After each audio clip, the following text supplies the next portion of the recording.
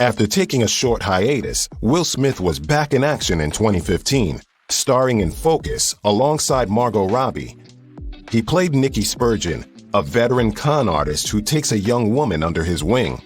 When Margot first got cast, and Jada saw that Margot was 23, and she was like, "Boy, you better go to the gym right now." So she pushed me to make sure I didn't embarrass her on camera. So we got in the gym, and we train a lot. You looked incredible. The chemistry between you two as well was brilliant. Yeah, it's really cool. It just worked. Yeah, you know, you can't buy chemistry, and you can't fake it. You either vibe somebody or you don't, you know. And Margot and I have really ridiculous chemistry on camera, which is strange. You know, it's like, because I'm from Philly, she's from Australia, you know, and I'm 46 and she's significantly younger than that. Yeah, but you're Will Smith. Yeah, I know.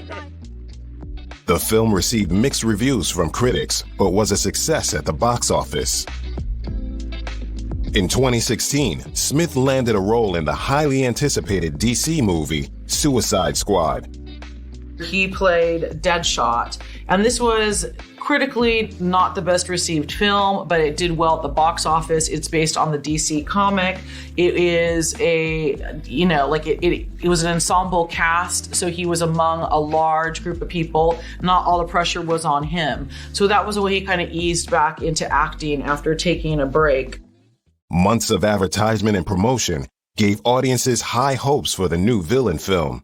It was fantastic when you have a character with no rules, where he can literally say or do anything. As an actor, you have such a freedom to be able to ad-lib and create, and you know, no moral bounds. You know, it was a really, really great character to play. I haven't really played a character like that.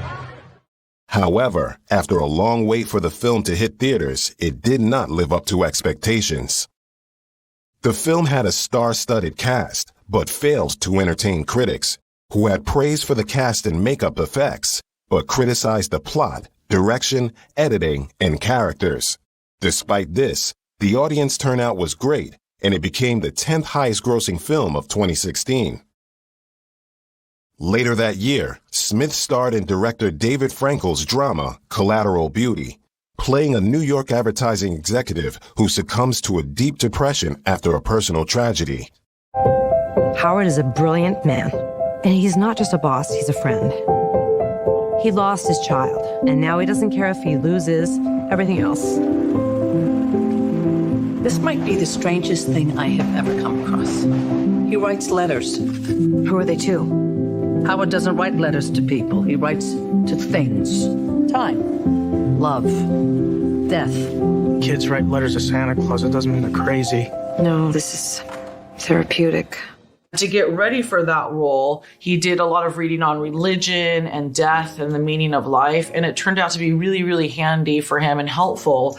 And you could say therapeutic, because around the same time his father was diagnosed with cancer, and so through the process of doing that role and also being there for his father, he learned a lot about, I think, himself, but also it was very good for him to be having to do those readings professionally in dealing with his own grief and watching his father pass away. You know, it was playing a character who loses his daughter during the time that I was, preparing to lose my father. So it actually gave us my father and I a great opportunity to bond over the ideas and discuss the ideas. As I was preparing the character, I would have never been mature enough to be able to have the level of discussions and transition the way we were and be able to say goodbye in that way. So, this is one of the most transformative films as a human being that I've ever done. He called the experience of having to do this preparation and having it be there aligned with when his father was doing poorly as a beautiful way to prepare for a movie and an even more majestic way to say goodbye to my father. So I think that that's a really good example of how movies can be therapeutic, not just for the actors, but for someone watching it. If you know that's what he went through when he was actually playing that character, it takes on another dimension, I think. No, it's a beautiful thing when I feel like we created something special, so it's fun for me to present it. When you do something that it's entertainment. There's a beautiful emotionality, but it's also the type of thing that if it hits a person at the right time, it can be helpful in someone's life. So that's not difficult for me to present at all. Will Smith's production company, Overbrook Entertainment, collaborated with Netflix in 2017 to distribute his film Bright. An urban fantasy film, it was the most expensive film for Netflix to date. Sort of what I love about science fiction is that you can go to these fantastical worlds and spaces, and you can say things that in the world of Bright about our society that you normally wouldn't get to say, or it would just be too harsh.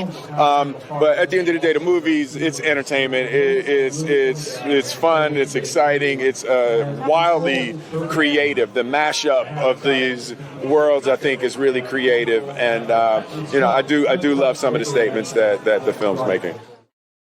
Several publications noted that while critics were harsh in their judgment of the film, viewers seemed to enjoy it more and gave positive reactions on social media. Netflix announced that the film had been viewed more times in its first week than any of its other releases. 2017 also saw Will Smith join the infamous streaming platform YouTube and launch his own channel. He has uploaded many different videos, giving a behind-the-scenes look at his daily life and ongoings with his family. Again, Will is someone that is a purveyor of the technology and always thinking business-wise of what is going to be the next thing and how he can continue to really rule his empire of Will Smith. And you really see this in 2017 when he starts his own YouTube channel. And he fills the channel with videos of him with his family, him doing everyday things, and it amasses millions and millions of views, in fact, almost 300 million views. And as we go into the global pandemic in 2020, you see him use that same sort of everyday relatability in a Snapchat program he has called Will at Home, which shows him doing Zoom calls with his friends, shows him taking out the trash, just like things you would do. So again, it's him always underscoring and continuing to make sure people know he is the most relatable person. He's just like you, even though he is the most bankable film star probably in the world. In 2019, Will Smith took on the infamous role of the genie in the live-action remake of Disney's Aladdin. He had big shoes to fill since the role was originally played by the late Robin Williams, who delivered a beloved performance in the original 1992 film. Robin didn't leave much room for improvement in the genie. So the first thing that I thought about was that it was going to be live action. So I knew there would be some opportunities and it would look and feel different being live action. And then the next thing, what I discovered in the process is that, Robin Williams actually revolutionized what you could do in an animated film. It's like, before that time, nobody was really using that amount of current references and things like that. He sort of created this omnipresent genie who had been forward and backward in time and had the full scope and breadth of time and human experience to draw from for comedy. So that was revolutionary. The popular songs Friend Like Me and Prince Ali were recorded by Smith for the new movie. Friend Like Me is how much it bends into other things. When we first went into the studio, I was really concerned about how I would get my signature onto the film, and then we started messing with Friend Like Me was the first song, and there's a hip hop breakbeat by the Honey Drippers called Impeach the President, and it's like a hip hop breakbeat staple.